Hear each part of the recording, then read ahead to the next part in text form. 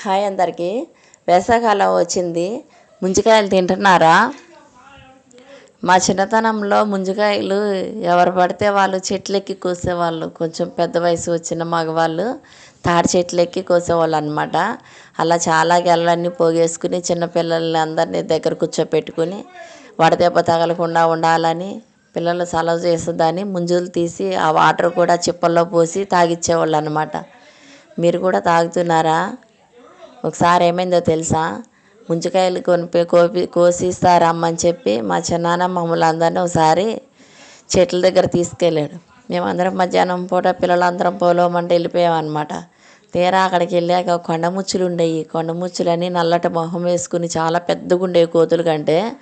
అలా ఒక కొండముచ్చి మమ్మల్ని తరిమింది.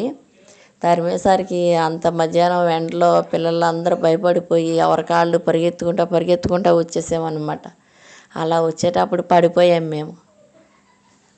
అప్పుడు మా తాతయ్య మా చిన్నాన్న తిట్టాడనమాట, పిల్లల్ని ఎందుకు ఎండలో తీసుకెళ్ళావు, పడిపోయారు అని చెప్పి. ఆ రెండో రోజు మా చిన్నాన్న ఒక్కడే పెద్ద ఎడ్ల బండి వేసుకెళ్ళి దాంట్లో చాలా ముంజికాయలు కోసుకొచ్చి మా అందరికీ పెట్టాడనమాట. అంతేకాదండి, అలా కోసుకొచ్చినప్పుడు మన బంధువులు చుట్టాలు ఎక్కడ దూరపు ఊర్లు ఉన్నప్పుడు వాళ్ళ దగ్గరికి చూడడానికి వెళ్తే వేసవికాలం అయినప్పుడు ఇలానే ఈ ముంజులు పట్టుకెళ్ళే వాళ్ళం అన్నమాట. వాళ్ళకి దొరకనప్పుడు వాళ్ళు చాలా సంతోషపడి తినేవాళ్ళు.